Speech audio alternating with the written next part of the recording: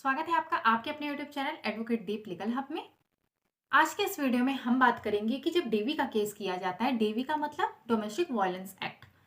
Domestic violence act के अंतर्गत जब पत्नी के द्वारा केस किया जाता है तो ऐसे में पत्नी से कौन कौन से सवाल ऐसे होते हैं जो कि पूछे जाते हैं। वैसे तो इनके बारे में क्लियर एकदम बता पाना इसलिए संभव नहीं है क्योंकि जब तक आपने जो दावा किया है उस दावे को न देख लिया जाए, कुछ ऐसे क्वेश्चंस होते हैं जो कि आपके दावे के अनुसार पूछे जाते हैं और कुछ ऐसे होते हैं जो कि जेन्युइन क्वेश्चन होते हैं। आज के इस वीडियो में हम आपको उन्हीं जेन्युइन क्वेश्चंस के बारे में बताएंगे क्योंकि जब भी पत्नी डीवी का केस करती है, घरेलू हिंसा के अंतर्गत जब केस करती है, तो जो दावा जो तैयार किया जाता है, जो पिटिशन जो तैयार की जाती है, उसमें कुछ ऐसे पॉइंट्स होते हैं जो कि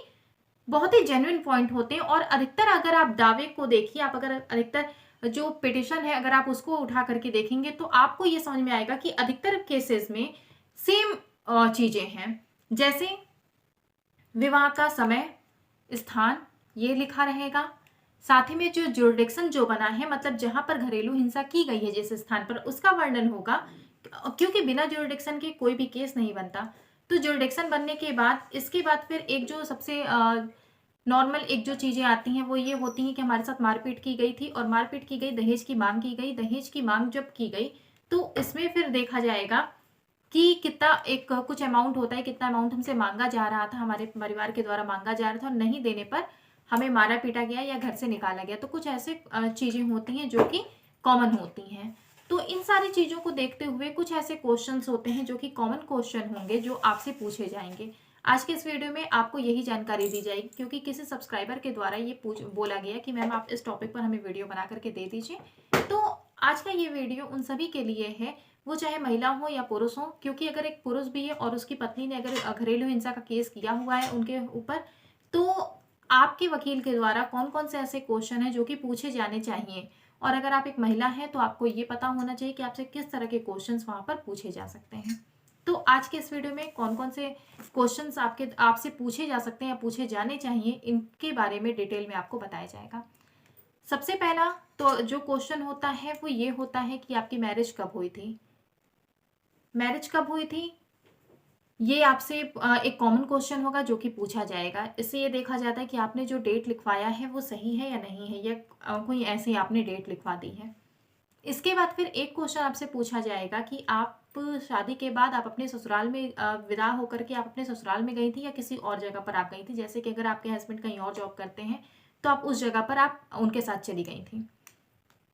इसके बाद फिर एक क्वेश्चन ये पूछा जाएगा कि आप अपने ससुराल में कितने समय तक रहीं, या क्या जिस समय की आपने घटना बताई है उस वक्त पर भी आप अपने ससुराल में ही थीं। इसके अलावा ये 3 क्वेश्चन हो गए कॉमन क्वेश्चन। इसके अलावा फिर आपसे ये पूछा जा सकता है कि आप कितने दिन तक अपने ससुराल में रहीं। ये आपसे इसलिए पूछा जाएगा कि अगर आपका ये आंसर होता है इसमें कि आप कुछ समय तक अपने ससुराल में रहीं, जैसे कि शादी के बाद आप 3, 4 या 5 महीने, 6 महीने तक अपने ससुराल में रही हैं, तो उससे ये आपसे पूछा जा सकता है कि इतने कम समय में तो आप अपने ससुराल में आपने इतना कम समय दिया, तो फिर ये कैसे संभव है कि आपके साथ इस तरह की मारपीट की गई थी। क्योंकि कहीं भी आप अगर आपकी मैरिज हुई, आप जब वहाँ पर जाती हैं तो आपको वहाँ के माहौल में ढलने में ही काफ़ी समय लग जाता है। इसके बाद फिर आपसे ये क्वेश्चन पूछा जा सकता है कि आप आपने जब ये केस किया था तो आपके साथ जब मारपीट हुई या किस तरीके का आपको ताना दिया गया, तो इसके कितने समय बाद आपने केस किया। अगर ये जो समय अंतराल है ये बहुत ज़्यादा है, आपने जो बताया वो समय अंतराल बहुत ज़्यादा है, तो इससे ये पूछा जाएगा कितने समय तक आप इन सारी चीज़ों को सहती क्यों रही थी। इसके बाद फिर आपसे ये क्वेश्चन पूछा जा सकता है कि अगर अ, अगर आपको टॉर्चर किया गया है ससुराल वालों के द्वारा, पति के द्वारा, ससुराल वालों के द्वारा, अपने सास ससुर ननद देवर किसी के भी द्वारा, तो ये किस तरीके से किया गया, कैसे कैसे किया गया और ये किन किन लोगों के द्वारा किया गया। ये पूछने का सबसे मेन जो मकसद होता है वो ये जानना होता है कि जो आपने अपने पिटिशन में जो आपने बातें लिखवाई हैं और जो आप जवाब दे रही हैं, उन दोनों में समानता है या दोनों ही डिफर करते हैं एक दूसरे से। इसके बाद फिर आपसे ये क्वेश्चन पूछा जा सकता है कि क्या आपके जो सास और ससुर हैं जिनका कि नाम आपने अपने डेवी केस में डलवाया है, क्योंकि नॉर्मली जब भी केस किया जाता है तो उसमें सास ससुर को भी जरूर ही पार्टी बनाया जाता है। तो आपने अगर उनका भी नाम डलवाया तो आपसे ये पूछा जा सकता है कि क्या उन लोगों की तबीयत बिल्कुल ठीक रहती है या उन्हें किसी भी तरह की कोई बीमारी भी है। अगर आप ये बताती हैं वैसे कि उन्हें किसी भी तरह की कोई बीमारी है, जैसे उन्हें शुगर है, बीपी है, इस तरह की कोई भी चीज़ें हैं जिसकी वजह से वो अपना काम अपने ढंग से नहीं कर पाती है, ज़्यादा चल उठ नहीं पाते हैं, तो यहाँ पर एक क्वेश्चन ये बनेगा कि अगर उन्हें इस तरह की बीमारियां हैं तो वो आपको, ऐसा इंसान जो खुद ही किसी बीमारी से ग्रसित है, वो आपको कैसे टॉर्चर कर सकता है। फिर एक बात आती है कि जब भी आप इस तरह का केस करती हैं तो आप उसमें अपनी ननद को भी शामिल करती हैं। जो आप पार्टी बनाती हैं तो उसमें अपनी ननद को भी शामिल करती हैं। तो उसमें ये क्वेश्चन, अगर आपने भी अपने पिटिशन में ऐसा कुछ लिखवाया है तो उसमें एक क्वेश्चन ये बनेगा कि अगर आपकी जो आपकी ननद हैं, आपने जिनका नाम इसमें लिखवाया है, क्या वो मैरिड हैं या अनमैरिड हैं। अगर वो मैरिड हैं तो आप ये बताएंगी वहां पर कि हाँ वो मैरिड हैं। तो मैरिड हैं तो वो, उनका ससुराल कहाँ है, वो अपने ससुराल में ही रहती हैं या कहाँ पर रहती हैं, सारी चीज़ों के बारे में आपसे जाना जाएगा। वो इसलिए जाना जाएगा क्योंकि आपने अगर उन्हें पार्टी बनाया है तो ये कैसे संभव है कि एक लड़की जो कहीं दूसरी जगह पर रह रही है वो आपको टॉर्चर कर रही है। फिर एक क्वेश्चन ये बनेगा कि क्या आपकी जब शादी हुई थी तो उस वक्त पे आप अपने पति के साथ कहीं घूमने गई, या शादी के बाद आप जितने समय तक भी अपने ससुराल में रही हैं उस समय तक आप अपने पति के साथ कहीं घूमने जाती थी, या फिर आप कहीं भी बाहर कहीं घूमने गई, या इस तरह के कहीं भी आप घूमने फिरने गई हैं। अगर आप गई हैं और आप ये बताती हैं, या अगर आप अगर गई हुई हैं और आप ये कहती हैं कि नहीं नहीं गए हैं, तो हो सकता है कि आपके हस्बैंड के पास उसका सारा प्रूफ हो। जैसे उन्होंने जो टिकट वगैरह कराया था या जो होटल बुक कराया था, उन सारी चीज़ों का उनके पास प्रूफ होगा। तो यहाँ पर आप फंस सकती हैं। और अगर आप कहती हैं हाँ, तो यहाँ पर ये क्वेश्चन बनेगा कि जब आपके बीच में रिलेशन इतना अच्छा था तो फिर आपको टॉर्चर क्यों किया जाने लगा। फिर आपका एक क्वेश्चन ये बनेगा कि आपके ससुराल वालों के द्वारा क्या आपको कभी कोई गिफ्ट वगैरह दिया गया था। यहाँ पर भी आप अगर कहती हैं कि हाँ दिया गया था, तो जो ससुराल वाले आपको गिफ्ट वगैरह देते रहते हैं वो आपको टॉर्चर क्यों करने लगे। और अगर आप ये कहती हैं कि नहीं, हमें किसी भी तरह का कोई भी गिफ्ट नहीं दिया गया था, और जबकि आपको जो गिफ्ट दिया गया था वो या तो कोई ज्वेलरी थी या कोई ऐसा बड़ा अमाउंट था जो कि उनके द्वारा प्रूफ किया जाना संभव है, तो यहाँ पर आप फंस सकती हैं अपनी चीज़ों में। इसके बाद फिर आपसे एक क्वेश्चन ये पूछा जा सकता है कि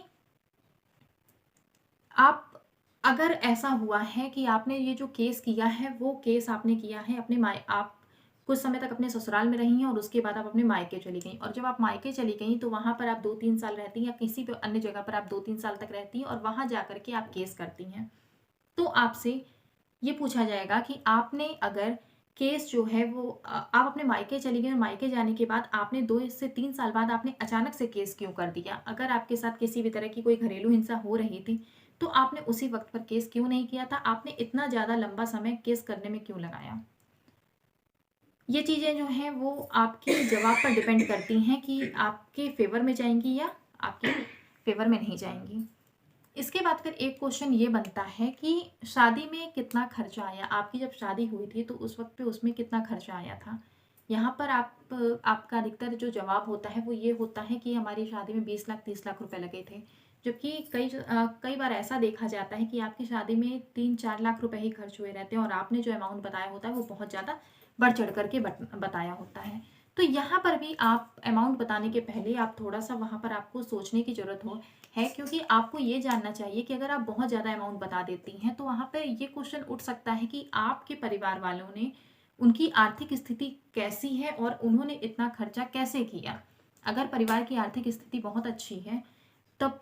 उसके बाद भी अगर वो इतना खर्च करते हैं तो जाहिर सी बात है कैश में इतने पैसों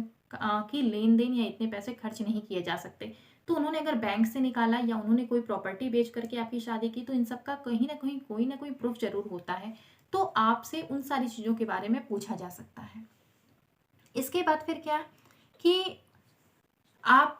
शादी के बाद अगर आपके हस्बैंड हैं वो किसी दूसरी सिटी में अगर वो जॉब करते हैं और आपकी जो ससुराल है वो कहीं और है, अगर आप अपने सास ससुर के साथ रहती थी और अपने आपके हस्बैंड जहाँ पर जॉब करते थे वहाँ रहते थे, तो आपसे ये क्वेश्चन पूछा जा सकता है कि अगर आपके हस्बैंड कभी कभी ही आते थे तो फिर ऐसे में आपके साथ डोमेस्टिक वायलेंस आपके हस्बैंड ने कैसे की। जो इंसान कभी कभी आ रहा है वो आपको किस तरीके से मारा पीटा, या आपको किस तरह के आपको उन्होंने ताने दिए, कि आपने डोमेस्टिक वायलेंस का केस कराया है, और अगर आप अपने पति के साथ जहाँ पर वो जॉब करते वहाँ रहती थी और आपने जब डोमेस्टिक वायलेंस का केस कराया है तो उसमें अपने सास ससुर का और घर के अन्य सदस्यों का भी नाम लिखवाया है, तो यहाँ पर आपके साथ आपसे ये क्वेश्चन पूछा जा सकता है कि जब सारे लोग दूसरी जगह पर रहते थे तो उन्होंने आपके साथ किस तरीके से घरेलू प्रताड़ना की है। आपने जो केस किया, आपने जो पिटिशन लिखवाई है, तो फिर ये आपका जो मामला है वो कैसे बन जाता है।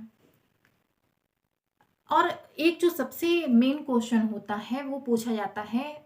क्योंकि इससे ये जो क्वेश्चन है वो एक पति के लिए बहुत ही जरूरी है और एक पत्नी के लिए भी। इसका आंसर देने के पहले आपको सोचना पड़ता है। ये जो क्वेश्चन होता है वो ये होता है कि क्या आप अपने पति के साथ रहने के लिए तैयार हैं। यहाँ पर क्या होगा कि जो महिला है वो अपने जब वो मेंटेनेंस का जब वो केस करती है तो वो महिला यही लिखवाती है कि मैं अपने पति के साथ रहना चाहती हूँ, लेकिन पति मुझे अपने साथ नहीं रखना चाहता, इसलिए मैं खर्चे की मांग कर रही हूँ। लेकिन यहाँ पर फिर आपने अगर ये कहा कि हाँ हम रहना चाहते हैं, और अगर कोर्ट ने कह दिया कि ठीक है, और आपको वहां जाने के लिए अगर कोर्ट ने बोल दिया कि आप जाइए कुछ समय तक अपने पति के साथ रहिए, अगर आपके साथ फिर से इस तरह की कोई प्रताड़ना होती है तो आपके लिए कोर्ट में आप फिर से आ सकते हैं। तो यहाँ पर आप फंस सकती हैं, क्योंकि एक तरफ तो आप अपने पति के साथ रहना नहीं चाहती और दूसरी तरफ आपने कह दिया कि हाँ रहना चाहते हैं। और यहाँ पर ये जो पति पक्ष है उनके फेवर में चीजें चली जाती हैं कि अगर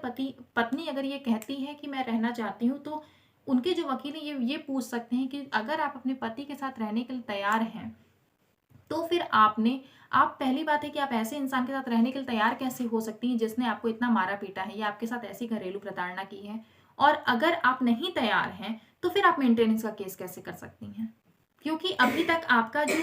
केस है वो फाइनल नहीं हुआ है, उसमें फाइनल डिसीजन नहीं आया है, तो आप मेंटेनेंस की बात कैसे कर सकती हैं। क्रूरता की गई है तो साबित तब होगा जब आपका केस फाइनल हो जाएगा। जब तक आपका केस फाइनल ही नहीं हुआ है तब तक आप फिर खर्च की मांग भी नहीं कर सकते। तो ये कुछ क्वेश्चंस ऐसे होते हैं जो कि आपको फंसाने के लिए या आपसे सच्चाई का पता लगाने के लिए पूछे जा सकते हैं। ये कुछ ऐसे क्वेश्चंस आपको बताए गए हैं जो कि कॉमन क्वेश्चन है, क्योंकि जो पिटिशन जो तैयार की जाती है वो कुछ उसमें पॉइंट्स ऐसे होते हैं जो कि कॉमन पॉइंट होते हैं, और उन्हीं को देखते हुए ये सारे क्वेश्चंस आपको बताए गए हैं। इसके अलावा आपने जो दावा अपना किया है उसमें क्या क्या चीजें हैं, इनको देख करके आपको क्लियर और भी बताया जा सकता है कि आपसे किस तरह के क्वेश्चन पूछे जा सकते हैं। और अगर आपका इससे संबंधित आपको कोई भी सुझाव चाहिए या आपका अगर कोई भी प्रश्न है तो आप नीचे कमेंट बॉक्स में पूछिए, आपको उसका जवाब दिया जाएगा। और अगर आप हमसे बात करना चाहते हैं तो नीचे डिस्क्रिप्शन में आपको व्हाट्सएप नंबर मिल जाएगा, उस नंबर पर आप व्हाट्सएप करते हैं तो आपको पूरी डिटेल मिलेगी, जिसके थ्रू आप अपनी अपॉइंटमेंट लेकर के हमसे बात कर सकते हैं। वीडियो को लास्ट तक देखने के लिए बहुत बहुत धन्यवाद। चैनल पर नए होंगे तो सब्सक्राइब जरूर कर लीजिएगा, बेल आइकन को प्रेस करिएगा, वीडियो को लाइक करिए, शेयर करिए, कमेंट करके जरूर बताइए वीडियो कैसा लगा। धन्यवाद।